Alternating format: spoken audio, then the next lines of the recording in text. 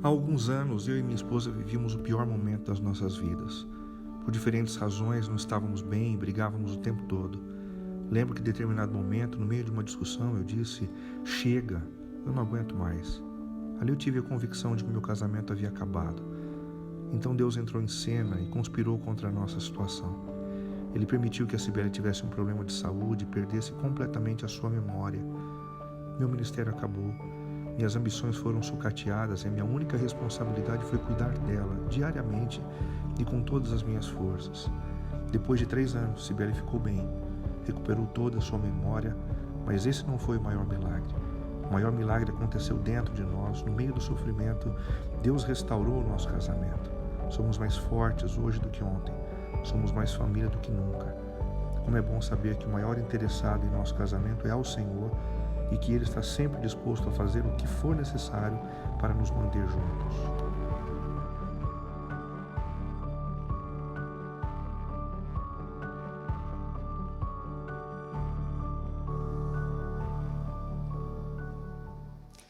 Joia, vamos orar mais uma vez? Senhor, nós clamamos mais uma vez nesta tarde, pela Tua presença, pela Tua orientação, pelo derramar do Teu Santo Espírito sobre a nossa vida, a fim de que o Senhor continue tratando das nossas famílias. Quão importante é, Pai, que o Senhor fortaleça os nossos casamentos, dê para os pais aqui presentes a noção exata da responsabilidade que temos diante dos nossos filhos, a fim de que a nossa primeira igreja seja o que de melhor temos a entregar para o Senhor,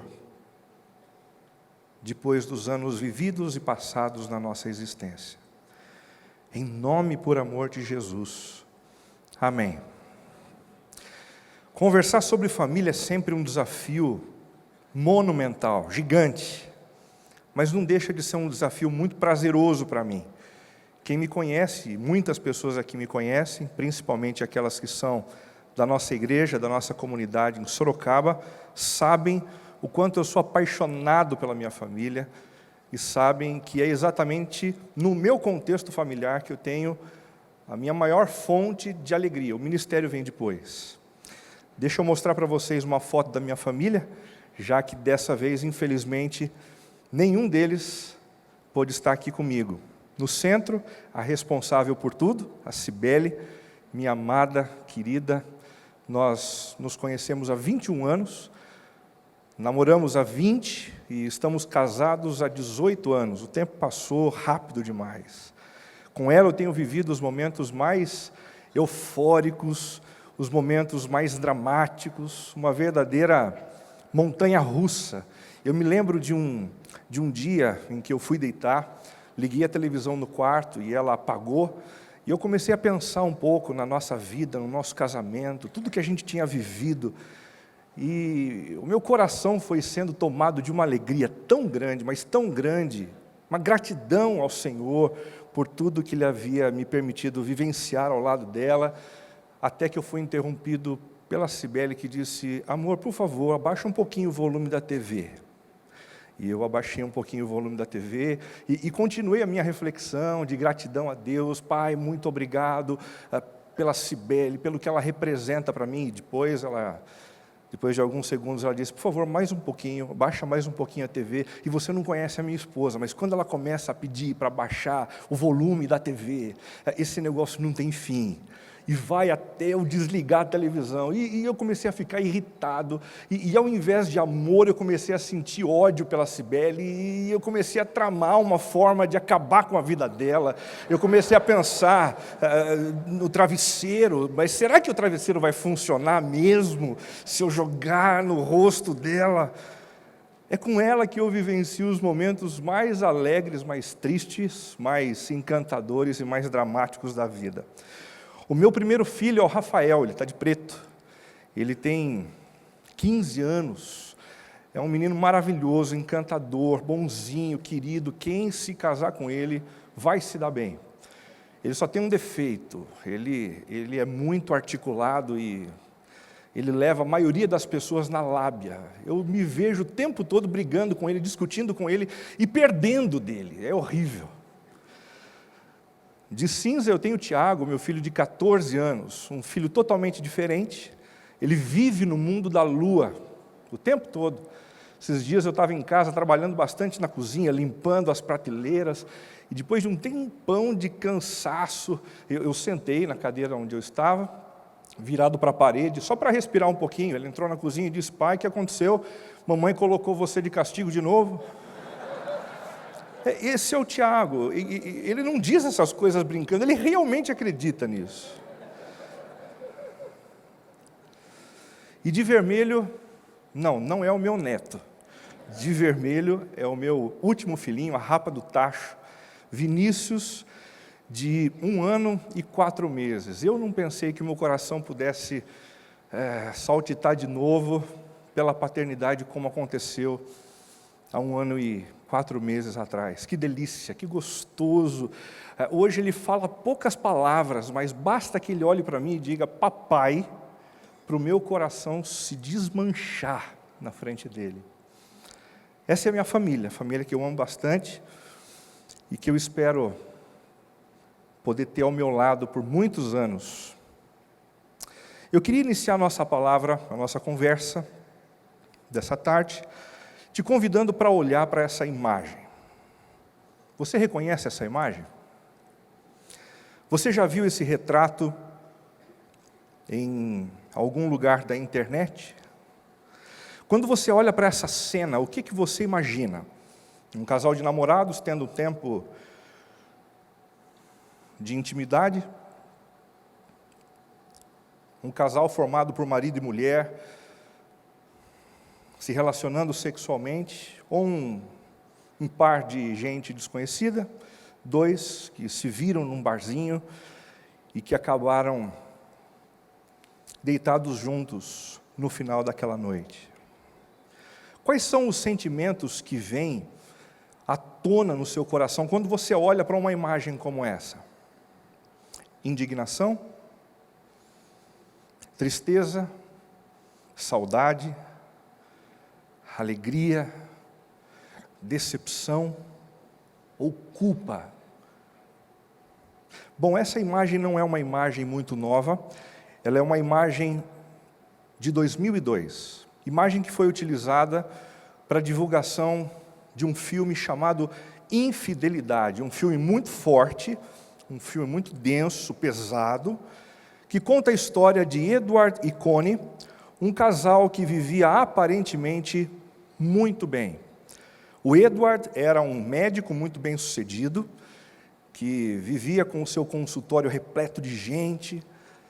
Ele era uma pessoa de influência na sociedade, ele acumulou um patrimônio muito interessante ao longo dos anos, e vivia numa linda casa com Connie, que era uma mulher belíssima, uma mulher bondosa, gentil, cuidadora, e que exercia um papel fundamental na educação do único filho do casal.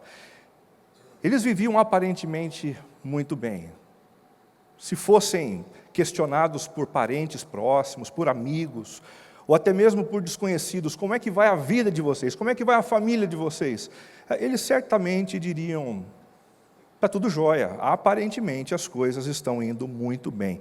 Até que um dia, Connie, no centro da cidade, enquanto caminhava para o seu trabalho, trombou com um sujeito chamado Paul Martel e acabou derrubando seus livros no chão e caindo de joelho. O joelho dela foi ferido, mas ainda bem que ela estava diante de Paul Martel, um francês, muito bonito, de fala mansa, educado, cortês, sensual, que acabou dizendo para ela: não se preocupe, eu moro aqui perto, você pode sumir comigo até o apartamento, e eu vou te ajudar, eu vou cuidar de você, você pode trocar sua roupa. E num primeiro momento ela foi reativa e disse: não precisa, eu estou indo embora para casa. Mas o francês insistiu, dizendo: você está precisando de ajuda, você não pode voltar assim para casa. E ela cedeu. entrou no apartamento do Paul Martel, e ali os dois trocaram olhares insinuantes, gracejos, trocaram números de telefone e acabaram se envolvendo amorosamente. Foi nesse momento do filme que eu entrei em crise, porque eu comecei a pensar assim: se essa mulher foi capaz de trair um homem que era um médico no filme, repleto de sucesso e de influência na sociedade, bem-sucedido, com dinheiro, uma casa linda, cujo ator que estava por trás dele era o Richard Gere.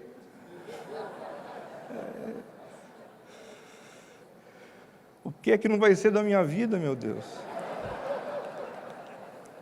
Se tem mulher que trai o Richard Gere, eu estou perdido, rapaz. Mais cedo ou mais tarde a minha esposa vai me passar um rodo. Esse filme pode trazer para a gente algumas considerações interessantes. A primeira é a seguinte: quando o assunto é o relacionamento conjugal, o aparentemente bem nem sempre é sinal de uma estabilidade garantida.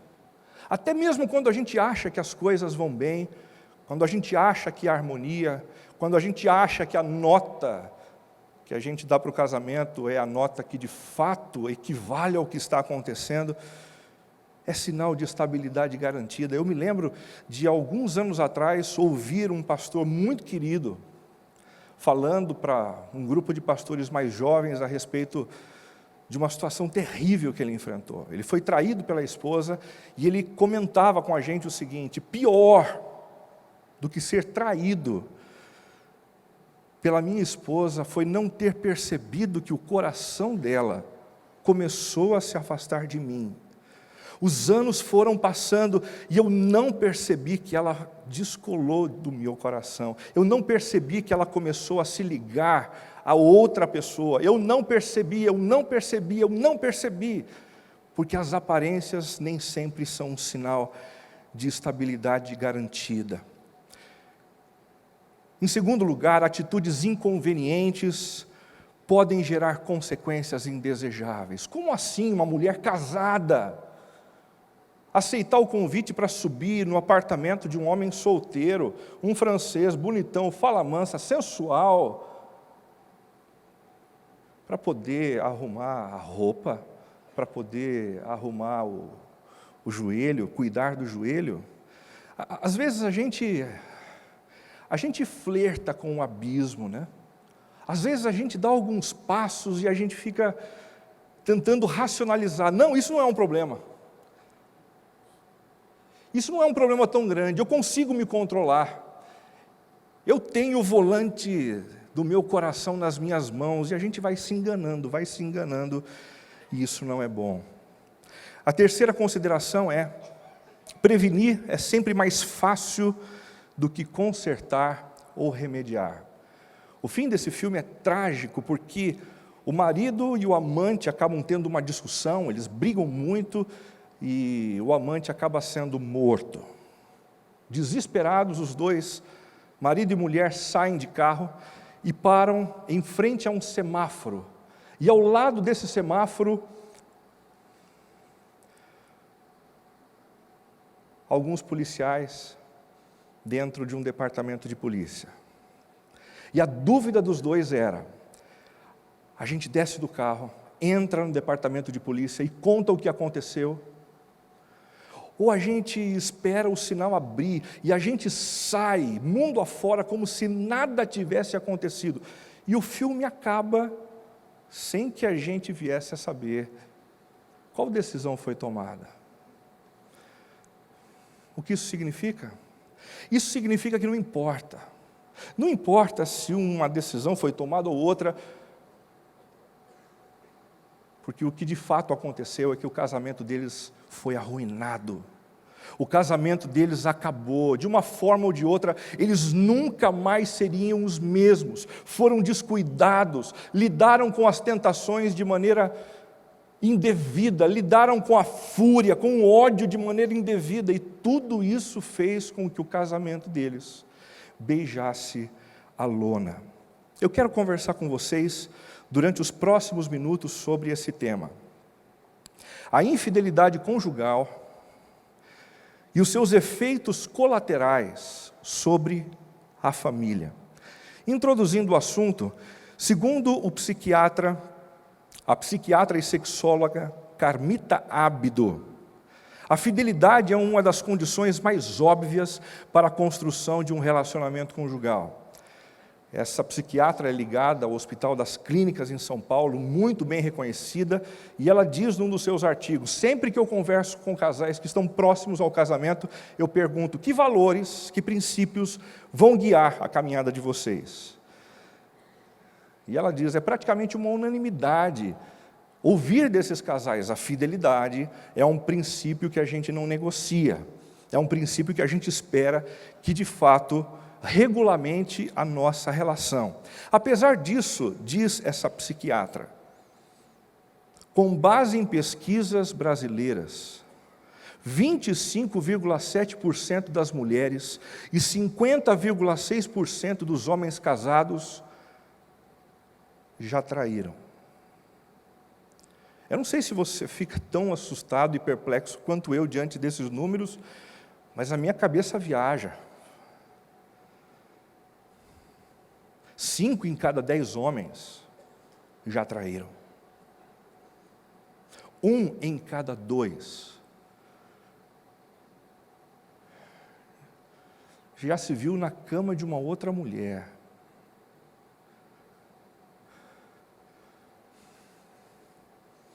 25,7% das mulheres já fizeram o mesmo. O mesmo. Se considerarmos também os namorados, o problema é ainda maior. Dá uma olhadinha nessa estatística. Atualmente somos o país latino-americano que mais trai. Nenhum outro país na América Latina trai tanto, é tão infiel quanto o nosso. Outras estatísticas afirmam ainda que a internet tem sido um grande atrativo à infidelidade. 60% das traições virtuais acabam se tornando reais. Como as redes sociais têm contribuído para levar alguns casamentos até a ruína. Certamente você conhece alguém que já teve uma experiência assim, que começou brincando, começou flertando, começou tirando quina do abismo e de repente o pior veio a acontecer. Infelizmente essas coisas não acontecem apenas com pessoas que não são cristãs, ou até mesmo com pessoas que não são líderes cristãs. Acontecem com todo mundo. Um grande jogador de golfe norte-americano confessou ter tido 120 relacionamentos extraconjugais e assim desgraçou a sua família. E diante disso ele afirmou certa vez diante da mídia: sabia que as minhas ações eram incorretas. Eu sabia que as minhas ações eram incorretas, mas eu me convenci de que as regras normais não se aplicavam a mim.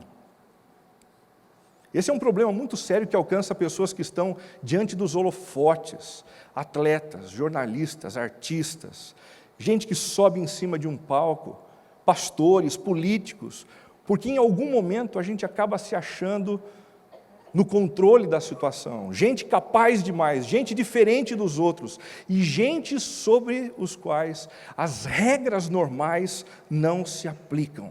E é aí que a gente entra em ruína. Um astro de cinema norte-americano que acabou virando político, teve um caso com uma empregada e com ela teve um filho. Ao ser questionado sobre o assunto, respondeu: foi a coisa mais estúpida que eu já fiz. Foi terrível. Eu infligi uma dor tremenda em minha esposa e uma dor inacreditável nos meus filhos. Num primeiro momento, o que ele viu foi a oportunidade. Num primeiro momento, o que ele viu foi o prazer. Num primeiro momento, o que ele viu foi a possibilidade de aliviar as suas tensões. Mas o que veio como consequência, certamente, foi indesejado, foi algo destruidor. Não apenas homens e não apenas homens norte-americanos têm esse problema. Recentemente, uma atriz brasileira de primeiro escalão no nosso país, em entrevista à revista Veja, afirmou que nunca foi uma pessoa fiel em seus relacionamentos. Nunca. Namorado após namorado, casamento após casamento, e nunca a fidelidade fez parte dos princípios da vida dela.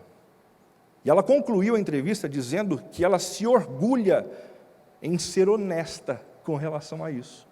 Está dando para perceber como as coisas estão absurdas por aí? A gente se orgulha de ser transparente, a gente se orgulha de ser verdadeiro, ainda que a transparência revele uma monstruosidade. Um outro exemplo? Em 1986, um pastor denunciou o adultério do membro da igreja de um concorrente, simplesmente para feri-lo. Como revide, esse concorrente contratou um detetive para investigar a sua vida e denunciou o envolvimento dele com uma prostituta. Isso aconteceu com um famoso televangelista da década de 80. Muitos de nós nos recordamos dessa história. E o que era brilhante, como uma estrela cadente, acabou encontrando o seu fim numa rota terrível de destruição. Após 25 anos de casamento, um ex-pastor presbiteriano, líder do movimento evangélico no Brasil, iniciou um relacionamento afetivo com a sua secretária, deixando milhares de brasileiros que o seguiam perplexos. E todo mundo sabe de quem a gente está falando. E que tristeza, e que decepção, e que sentimento de perplexidade, porque não foi apenas uma família destruída, não foi apenas um coração destruído, mas uma nação inteira de evangélicos perdidos, porque o seu líder tomou uma atitude inconsequente. Recentemente, o pastor de uma grande igreja nos Estados Unidos, muito influente no mundo todo, no final do seu ministério, acabou sendo denunciado por assédio de mulheres da própria igreja, deixando uma triste marca em sua história também. E a gente que passou uma vida inteira ouvindo as mensagens desse pregador, lendo os livros desse sujeito, tendo como um verdadeiro exemplo de liderança, de condução familiar, inclusive, agora com a notícia de que nem tudo era tão colorido assim.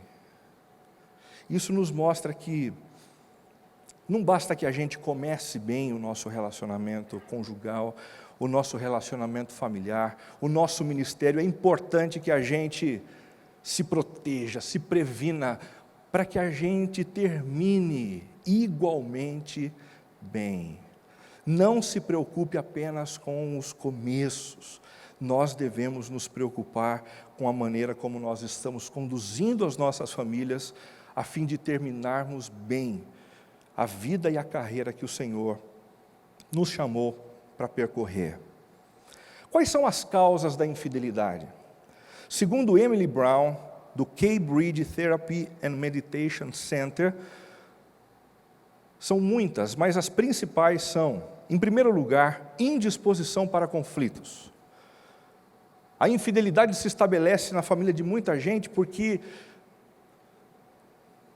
marido e mulher cansaram de discutir, cansaram de bater boca, cansaram de colocar a sua opinião na mesa, cansaram de orar pedindo por transformação sem ver algo efetivo acontecendo.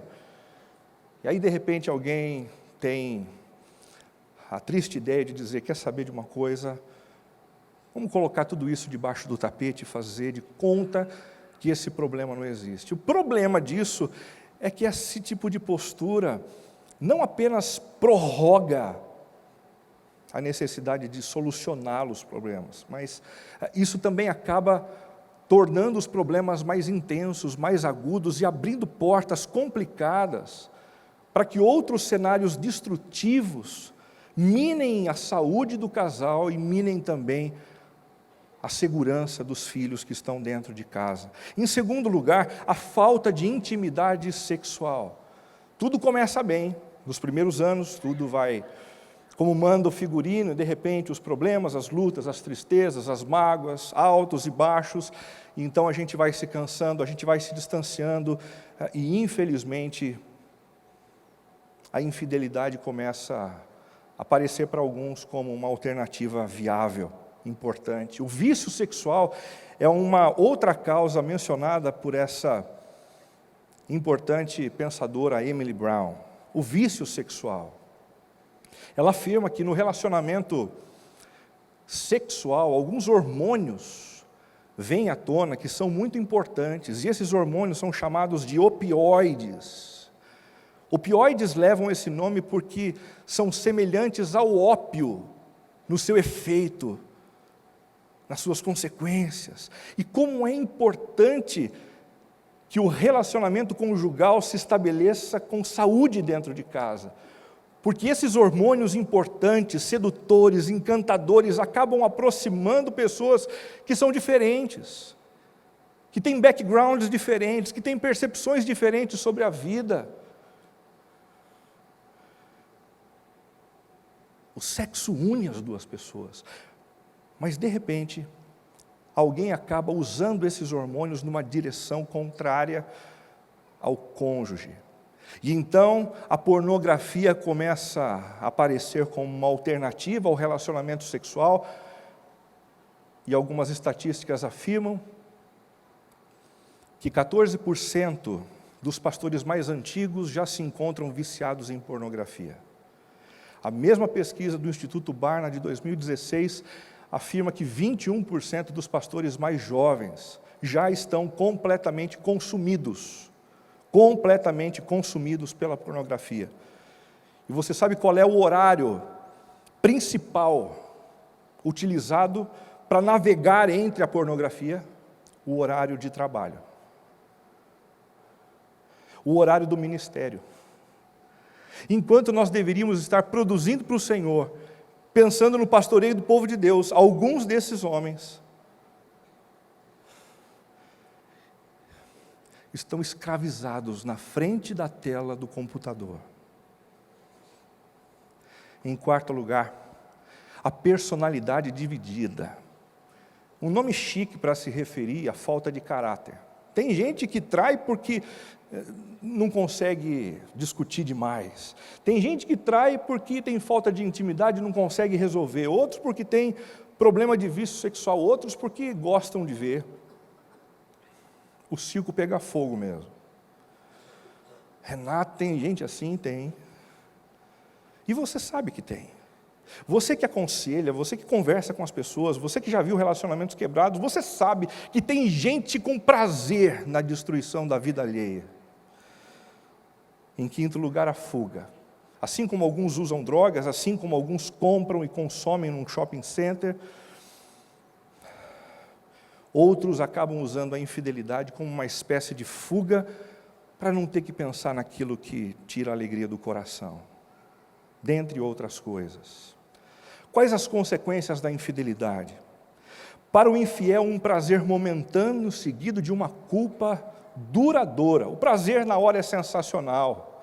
Se alguém for entrevistado no momento da infidelidade, certamente vai dizer: isso aqui é o que eu sempre quis, é o choque térmico, elétrico, que eu queria ter dentro da minha relação conjugal e eu não tenho.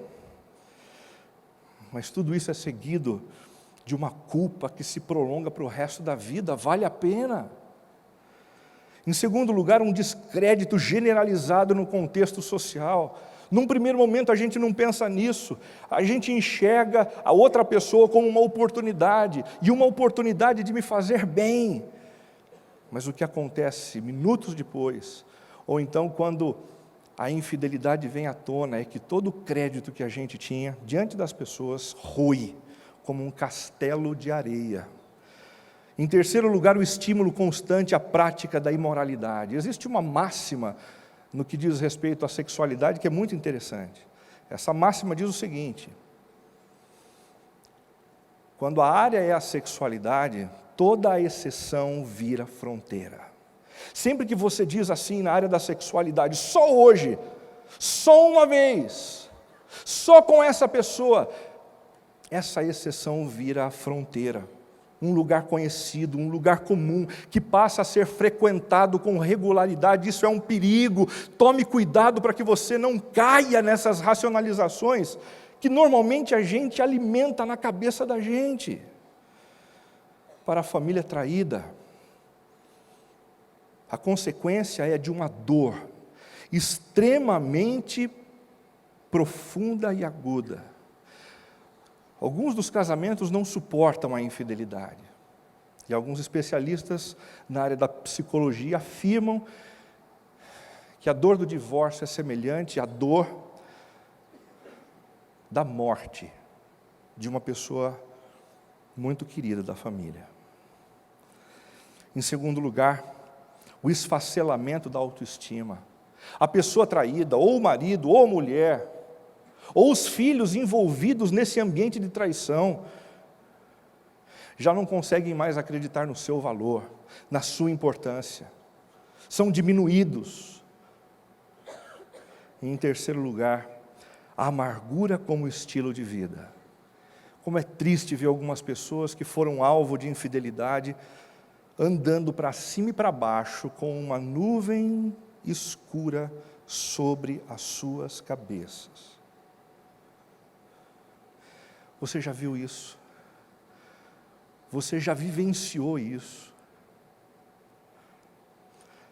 O texto de Provérbios, capítulo 5, é o texto que eu escolhi para a gente refletir rapidamente, a fim de sermos orientados por Deus, em meio à nossa cultura tão repleta de infidelidade e de imoralidade. Meu filho, preste atenção à minha sabedoria, ouça bem meu conselho prudente. Assim você mostrará discernimento e seus lábios expressarão o que aprendeu. Pois os lábios da mulher imoral são doces como mel, e sua boca é mais suave que azeite. No fim, porém, ela é amarga como veneno e afiada como uma espada de 2 gumes. Seus pés descem para a morte, seus passos conduzem direto para a sepultura, pois ela não se interessa pelo caminho da vida. Não se dá conta de que anda sem rumo por uma trilha tortuosa. Portanto, meu filho, preste atenção, nunca se desvie do que irei lhe dizer. Mantenha a distância dessa mulher, não se aproxime da porta da sua casa. Se o fizer, perderá sua honra e entregará a homens impiedosos tudo o que conquistou. Estranhos consumirão suas riquezas, e outros desfrutarão o fruto de seu trabalho. No final você gemerá de angústia, quando a doença lhe consumir o corpo. Dirá: como odiei a disciplina, se ao menos não tivesse desprezado as advertências. Por que não ouvi meus mestres? Por que não dei atenção aos que me instruíam? Cheguei à beira da ruína total, e agora todos saberão da minha vergonha. Beba a água da sua própria cisterna. Beba a água da sua própria cisterna. Compartilhe seu amor somente com a sua esposa. Por que derramar pelas ruas a água de suas fontes, ao ter sexo com qualquer mulher? Reserve essa água apenas para vocês. Não a reparta com estranhos. Seja abençoada a sua fonte. Alegre-se com a mulher da sua juventude. Ela é gazela amorosa. corça graciosa, que os seios de sua esposa o satisfaçam sempre, e você seja cativado por seu amor todo o tempo. Por que, meu filho, se deixar cativar pela mulher imoral, ou acariciar os seios da promíscua? Pois o Senhor vê com clareza o que o homem faz, e examina todos os seus caminhos. O perverso é cativo dos próprios pecados, são cordas que o apanham e o prendem. Ele morrerá por falta de disciplina e se perderá por sua grande insensatez. Que texto maravilhoso, assertivo, dentro de um ambiente altamente familiar, o ambiente da conversa entre um pai e seu filho. Esse texto tem tudo a ver com família, pois consiste na orientação espiritual de um pai para o seu filho, e isso é maravilhoso. Alguns de nós aqui não aprendemos sobre sexualidade com os nossos pais. Alguns de nós aqui aprendemos sobre sexualidade nas revistas, nas ruas, nos bordéis. E por isso partimos para o casamento sem nenhum tipo de base que de fato proporcionasse uma aproximação saudável da pessoa a quem a gente prometeu amar. Mas aqui é diferente. O pai se aproxima, o pai conversa e amorosamente trata dos problemas ligados ao desenvolvimento da sexualidade. Esse texto tem tudo a ver com a família, pois apresenta uma mulher desprovida de uma família cuidadora. De um lado, aquele que tem a possibilidade de trair o homem e a mulher. Do outro lado, que mulher é essa? O texto dá para a gente as pistas de que ela é uma prostituta. E aí a gente levanta a seguinte pergunta para o texto: quem eram as prostitutas daquele tempo? As prostitutas daquele tempo podiam ser gente de uma família pobre, que, como acontecia na Babilônia, eram vendidas para dentro dos templos pagãos, a fim de que os pais dessas famílias pudessem receber um dinheiro em troca, um sustento, uma permuta razoável, para que então a gente possa sossegar. Ufa, que bom, pagamos as nossas contas, né? A custo de quem? A custo da entrega de uma menina, a custo da entrega de uma filha. Olha que absurdo! Mas tudo dentro do bom senso, numa sociedade onde a mulher era vista como a coisa mais desprezível na sociedade, estando abaixo, inclusive, da linha dos escravos. Uma outra possibilidade é que essa prostituta fosse uma mulher viúva,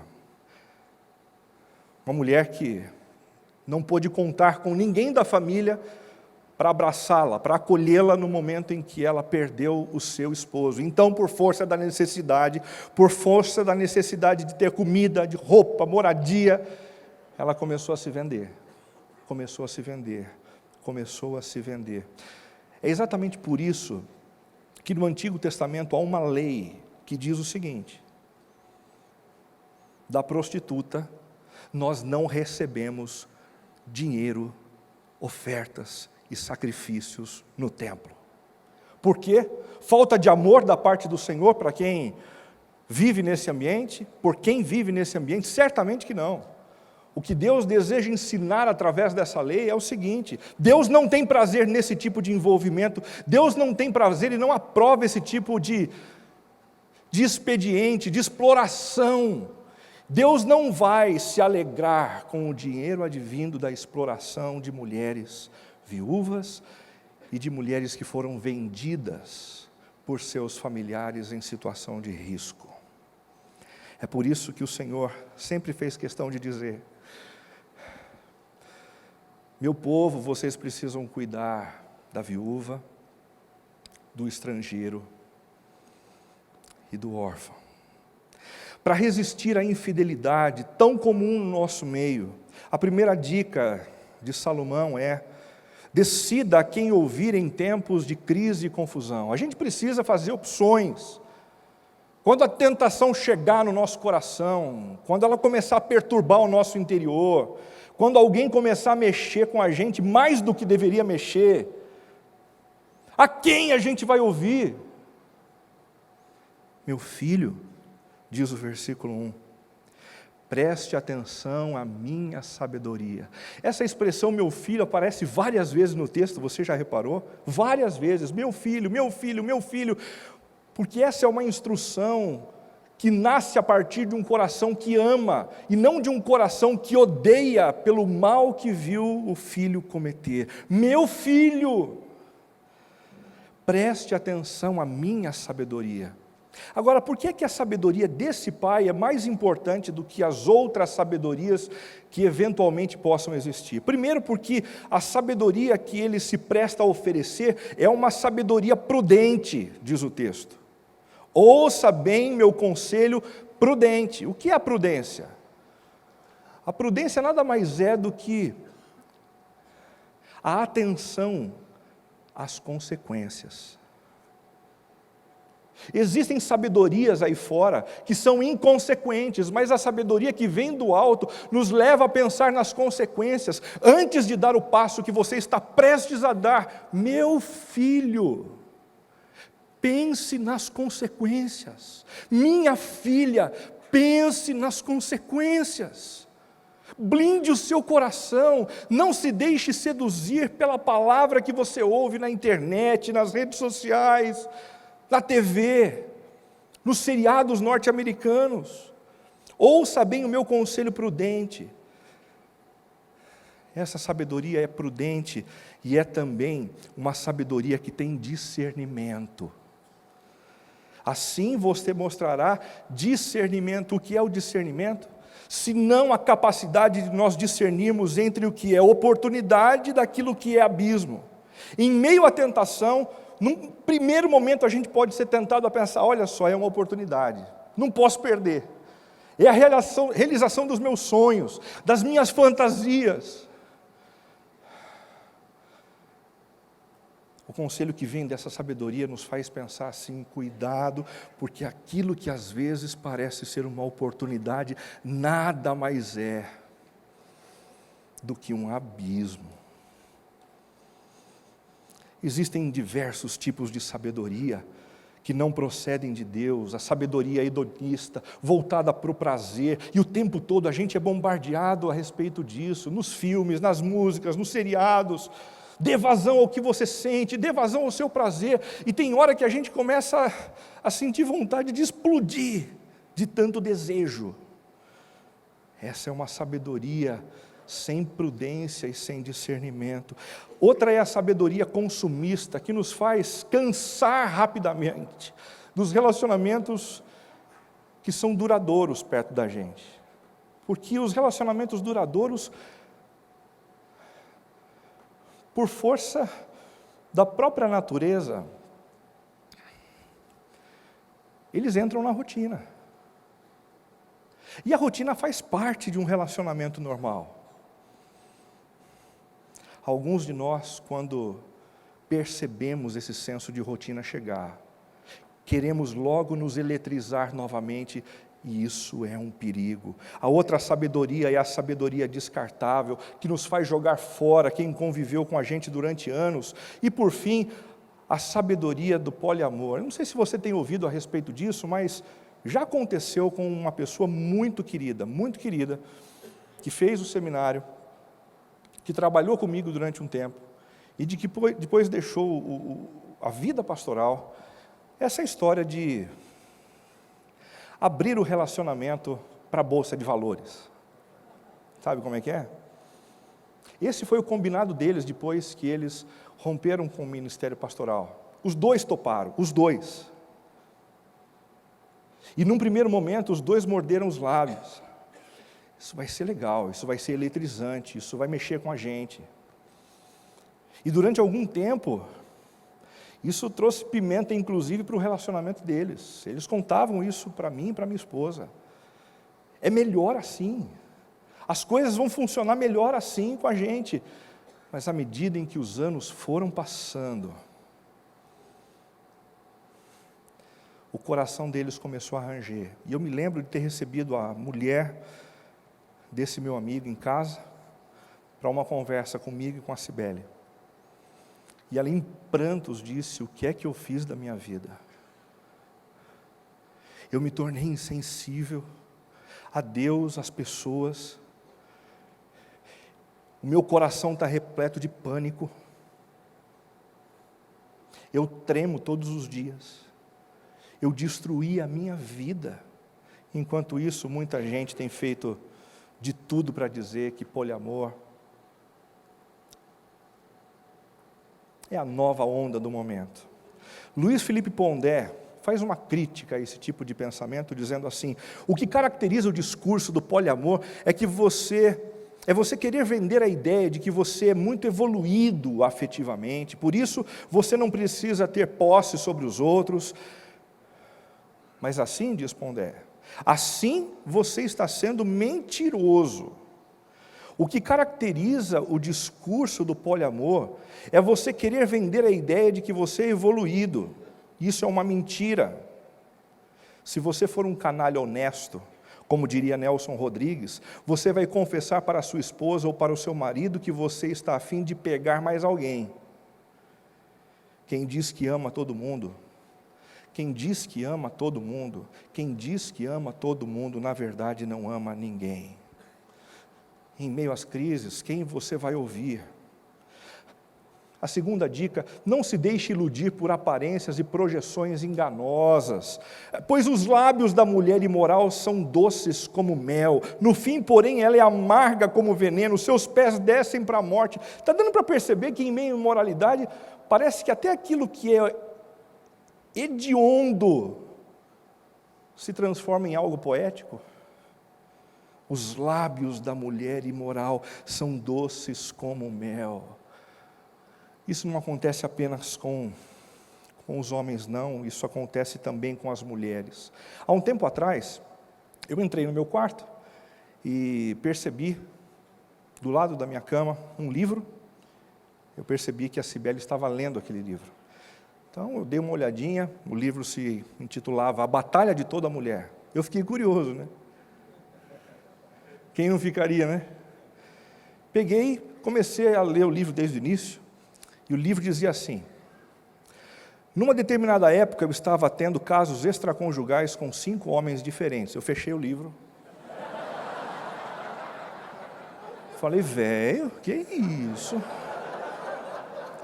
Será que isso aqui é uma espécie de 50 tons de cinza gospel? Fiquei com medo. O primeiro foi Scott. Eu o conheci quando trabalhava como voluntária num acampamento de verão. Scott era extrovertido e conversador. Meu marido, em comparação, era um homem de poucas palavras. Em seguida veio meu treinador de mergulho, Mark, com seu cabelo volumoso e grisalho. Ele parecia com Lloyd Bridges. A experiência e amor de Mark pelo mergulho me intrigavam. Sentia-me segura perto dele. Meu marido, por sua vez, não despertava em mim um sentimento de proteção e segurança como Mark. Tom era o meu professor de contabilidade na universidade. Se apaixonou até por professor de contabilidade. O que me deixava atônita com ele era seu espírito brincalhão e sua inteligência. Tom conseguia tomar suas aulas à parte mais divertidas e interessantes do meu dia. Meu marido também era um contador inteligente, mas não me fazia rir como Tom. Ray veio mais tarde, fomos namorados antes de me casar com Greg. Ray era um romântico à moda antiga, enchia-me de elogios e me atordoava com sua paixão arrebatadora. Experimentei ao lado de Ray uma centelha mágica que o relacionamento com meu marido parece nunca ter tido. Por último havia o Clark, dono da locadora de filmes. No momento em que eu chegava ao balcão, ia automaticamente para a seção de clássicos e pegava qualquer filme de Clark Gable, qualquer um servia. Eu gostava de todos, mesmo com seus 2 metros de altura. Meu marido não era páreo para Mark. embora eu não estivesse tendo relações sexuais com qualquer desses outros homens, mesmo assim eu estava tendo um caso com cada um deles. Minhas fantasias afetavam o meu casamento de um modo tão danoso quanto uma relação sexual. As nossas fantasias constituem, sim, atos de infidelidade contra o nosso cônjuge. O triplo problema que a gente encontra nesse texto que eu acabei de ler é o triplo problema das comparações. Primeiramente porque elas são injustas. A gente acaba comparando o pior momento e as piores características do nosso cônjuge com as melhores características e as melhores cenas daqueles com quem queremos ter uma aventura. Elas também são ingênuas, porque quando a gente vê a virtude de uma pessoa, a gente às vezes se esquece que virtude é como um novelo de lã, sempre tem duas pontas. Nossa, como ele é vibrante. Depois de uns anos, como ele é chato. Nossa, como ele é paciente. Nossa, que banana. Em terceiro lugar, elas são devastadoras, porque à medida em que a gente vai comparando o nosso cônjuge com o outro, a gente vai diminuindo o outro no nosso coração e desprezando o outro no nosso coração. Para resistir à infidelidade, resista também à tentação de desafiar os seus próprios limites. Mantenha a distância dessa mulher, não se aproxime, não valorize demais a sua força e o potencial que você tem de resistir às tentações. Pare de tirar quina do abismo. Pare de desafiar os seus próprios limites, de tentar viver perigosamente. Em quarto lugar, cultive um relacionamento conjugal intenso e prazeroso. Nutra isso com a sua esposa, com o seu marido. É bom, Deus gosta, ele não precisa nem sair do quarto, está tudo certo, é adoração ao nome dEle. E infelizmente, relacionamento sexual não tem sido bem sucedido em muitos lugares. No Brasil, por exemplo, 1 em cada 10 casais nunca mais fizeram sexo após a chegada dos filhos. Aí a gente fica perguntando, por que não? Por que não? Por que não? O segundo dado vem na sequência, 44% dos casais têm relacionamento sexual apenas uma vez, em 7 ou 14 dias. E 23% dos casais têm relacionamento sexual apenas uma vez por mês. Um dos problemas, certamente, é essa mania que alguns casais têm de colocar o filho para dormir no meio do casal, na mesma cama. Um problema para muita gente. E o outro problema é a cama.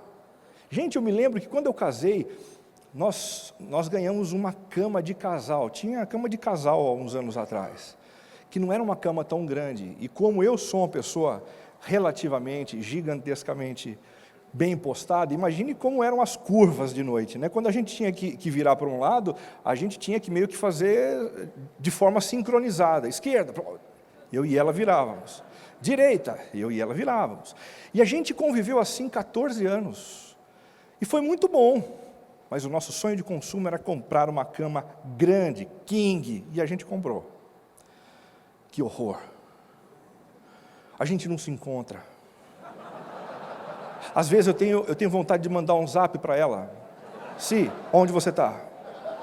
A parte norte? Sul? Si, você está aí? Será que a gente pode se encontrar? Em quinto e último lugar, submeta-se ao olhar gracioso e transformador do nosso Deus. Porque quem restaura a relação conjugal, nos blinda de verdade, não é a nossa força, o nosso entendimento, mas é a graça do Senhor e o olhar do Senhor, que de dentro para fora faz coisas bonitas acontecerem. Pois o Senhor vê com clareza o que o homem faz e examina todos os seus caminhos. Que olhar gracioso é esse? É o olhar de um pai que não se deixa enganar pela nossa performance ministerial. Ele não se deixa enganar não, quando a gente vai bem no ministério, a gente tenta impressionar o Senhor. Na verdade, ele está querendo dizer o seguinte, eu quero ver o que está por trás, eu quero ver a sua família, o seu relacionamento conjugal, o nosso primeiro papo com o Criador. Quando a gente chegar na eternidade, não vai ser sobre a igreja. Vai ser sobre a nossa família, sobre o nosso relacionamento conjugal. O olhar desse pai é um olhar de um pai que não poupou o filho para nos perdoar na cruz. Se você é uma dessas pessoas que tem se sentido culpada por conta das suas atitudes indevidas ou por conta dos seus pensamentos imorais nutridos no silêncio, que nesta tarde você se lembre que o sangue de Jesus tem poder para nos purificar de toda injustiça. Nós somos filhos amados de Jesus. O perdão já foi garantido. Não existe nada que possamos fazer para que o Senhor nos ame mais do que Ele já ama. O olhar desse Pai gracioso é o olhar de alguém que nos deu a identidade de filhos e nos inseriu na grande família da fé. É também o olhar de um Pai que nos deu o Espírito Santo a fim de garantir que as transformações que precisam acontecer na nossa vida aconteçam. E diz o apóstolo Paulo em Filipenses 1,6 que a obra que ele começou, ele vai completar, ele vai fazer da gente gente mais fiel, ele vai fazer da gente gente mais amorosa. Não pela nossa força, não pelo nosso entendimento, mas pela graça de Jesus e pelo poder do Espírito que está sobre nós. O olhar de um pai que também está sempre disposto a buscar os filhos que se perdem. Como aquele que foi buscar a única ovelha perdida, deixando as 99. É assim que o Senhor lida com a gente, sempre nos procurando, sempre nos trazendo. E se você está aqui hoje, ouvindo essa reflexão, é porque o Senhor se importa com você. É porque o Senhor te ama apesar dos seus erros. O olhar também de um pai que está fazendo novas todas as coisas, dissipando o caos e estabelecendo a ordem. Reestabelecer a fidelidade não é um passo simplesmente importante para a gente restaurar o nosso casamento e a nossa família. É um passo fundamental para a gente consertar o mundo que está sendo reestruturado pelo Criador. Eis que estou fazendo novas todas as coisas, e eis que estou fazendo novas todas as coisas. Senhor Jesus, dá-nos um coração igual ao do Senhor. Enche-nos de satisfação com o perdão oferecido, e guia-nos na direção da mesma fidelidade que o Senhor tem demonstrado por cada um de nós. Em nome de Jesus. Amém.